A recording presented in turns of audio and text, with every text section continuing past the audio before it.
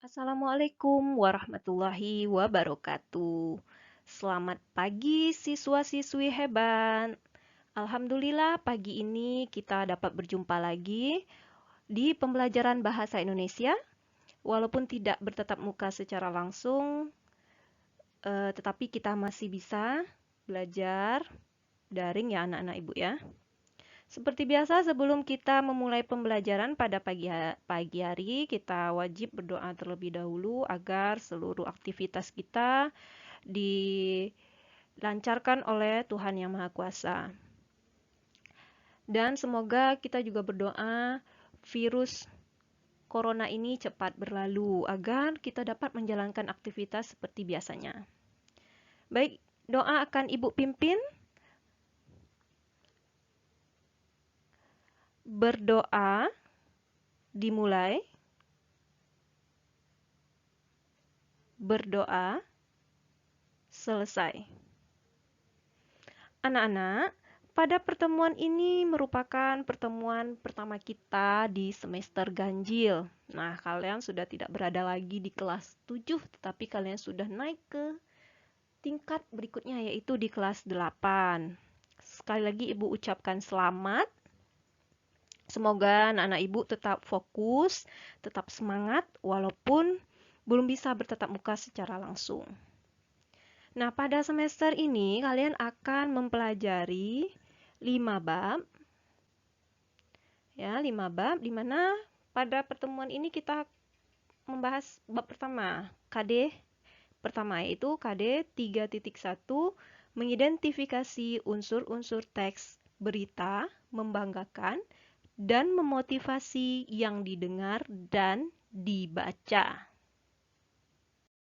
Setelah tadi Ibu menyampaikan kompetensi yang akan kita pelajari pada pertemuan pertama ini, maka tentunya ada tujuan pembelajaran yang akan kita capai. Yang pertama, anak-anak Ibu diharapkan untuk mampu menjelaskan pengertian berita dan ciri-ciri berita. Yang kedua, anak-anak Ibu diharapkan mampu untuk mengidentifikasi unsur-unsur teks berita yang didengar ataupun yang dibaca. Nah, anak Ibu, silakan diperhatikan gambar-gambar berikut. Di sini ada beberapa buah gambar yang berhubungan dengan berita. Di zaman sekarang, berita adalah suatu hal yang sangat diperlukan dalam kehidupan manusia, bahkan dapat dikatakan menjadi menu utama dalam kehidupan manusia. Berita sendiri dapat disebarluaskan dalam waktu yang begitu singkat, ya, karena kecanggihan teknologi yang dimiliki manusia saat ini. Berita sendiri dapat kita akses melalui gambar-gambar berikut. Yang pertama, bisa kita akses melalui televisi, melalui koran, melalui radio, melalui gawai. Nah, tetapi dari beberapa gambar yang Ibu sajikan, mungkin ada yang penggunaannya lebih sering ya dibandingkan gambar yang lainnya. Di antaranya itu kalau zaman sekarang penggunaan televisi dan gawai mungkin lebih banyak digunakan dalam mengakses informasi, terutama gawai.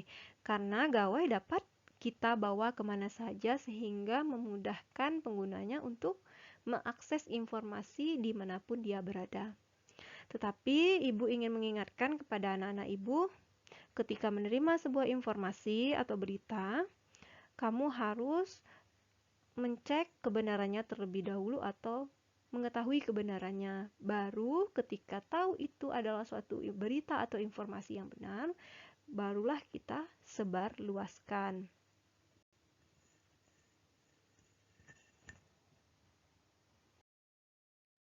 Sebelum kita membahas unsur-unsur berita sesuai dengan tujuan pembelajaran yang telah Ibu sampaikan di awal tadi, kita harus mengetahui terlebih dahulu apa pengertian berita. Nah, ada yang tahu apa itu berita? Ya, berita adalah cerita atau keterangan mengenai kejadian atau peristiwa yang hangat, menurut Kamus Besar Bahasa Indonesia. Atau dapat dikatakan, berita adalah pemberitahuan kepada khalayak tentang peristiwa atau kejadian yang sedang atau sudah terjadi, serta peristiwa tersebut merupakan kejadian atau informasi yang menarik sehingga penting untuk segera disampaikan kepada masyarakat. Nah, biasanya di dalam sebuah berita itu terdapat informasi berupa fakta dan informasi berupa pendapat atau opini. Media penyampaian berita. Pada slide sebelumnya, telah Ibu sampaikan berbagai macam media, tetapi belum dikategorikan. Nah, di slide ini dikategorikan menjadi 3. Yang pertama ada media cetak, ada media elektronik, dan media internet. Koran dan majalah termasuk dalam kategori media cetak. Sedangkan televisi dan radio termasuk ke dalam media elektronik. Dan yang terakhir adalah media internet. Media internet sendiri adalah media yang sangat dekat dengan kehidupan kita saat ini dan paling sering kita gunakan. Mungkin karena kemudahan dalam mendapatkannya dan dalam kecepatannya. Nah, apa yang termasuk dalam media internet? Gawai.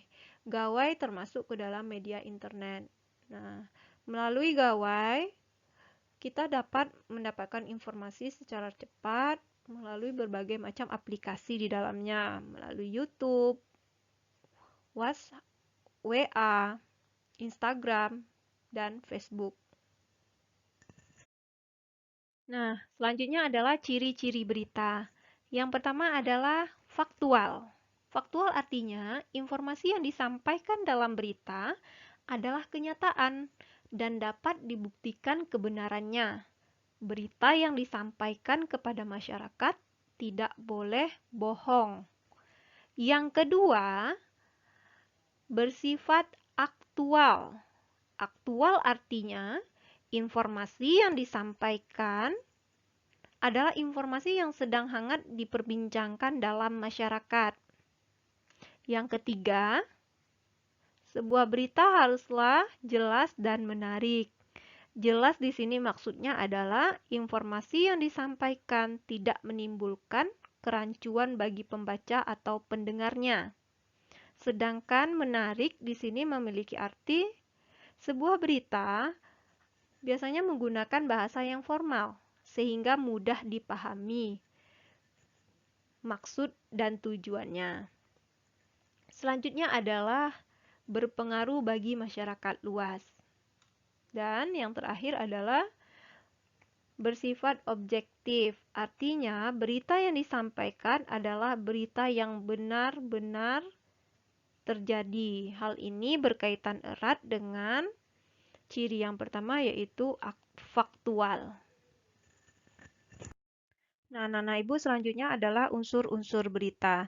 Sebuah berita haruslah terdapat unsur-unsur yang membangun isi berita tersebut. Di dalam bahasa Inggris biasanya dikenal dengan istilah 5W plus 1H, yaitu what, who, where, when, why, dan how.